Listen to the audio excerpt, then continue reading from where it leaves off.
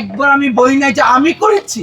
আমার জুলাইয়ের সহযোদ্ধা ভাইকে বাঁচানোর জন্য এক পর্যায়ে আমি আমার নিজেকে নিয়ন্ত্রণ হারিয়ে ফেলি। বানিয়াচং উপজেলায় একদিনে এক নাগাড়ে 9 জনকে গণহত্যা করা হয়েছিল। আপনারা দেশবাসী যেটা দেখেছেন এটা শুধুমাত্র ছোট্ট একটি কুট আনকুট করে দেওয়া হয়েছে, কিন্তু এটার পিছনের গল্প আপনারা জানেন না।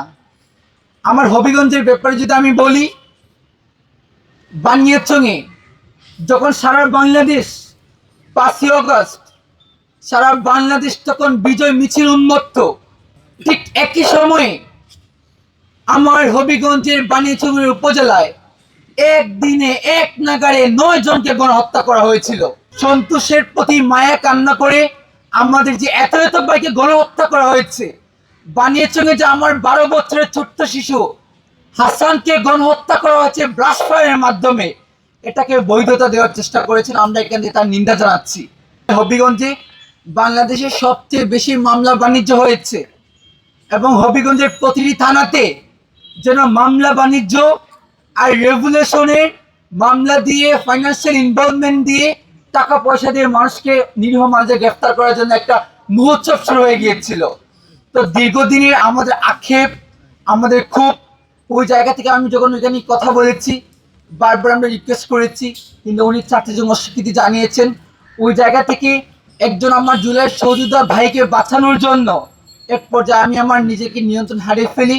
এবং আমি একটা কথা বারবার বলেছি যে আমাকে যদি আপনি ফাঁসি দিয়ে ফেলেন, আমি আই ডোন্ট কেয়ার, বাট আমার একজন সহযোদ্ধা ভাইকে আপনি এভাবে অন্যায় করবেন, এটা অন্তত আমি বরদাস্ত করতে পারি না।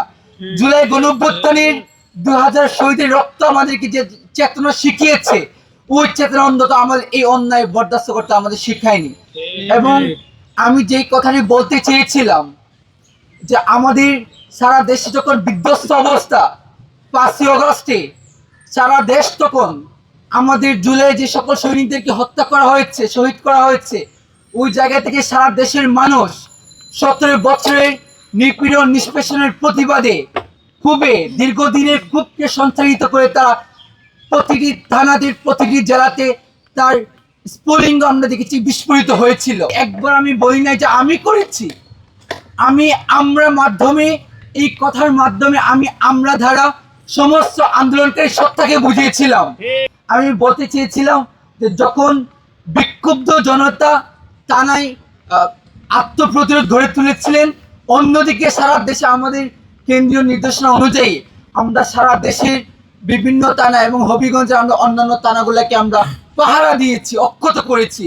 ওই জায়গা থেকে অন্তত এই ব্লেমগুলো আমাদের পক্ষে কখনোই শোচনীয় নয়।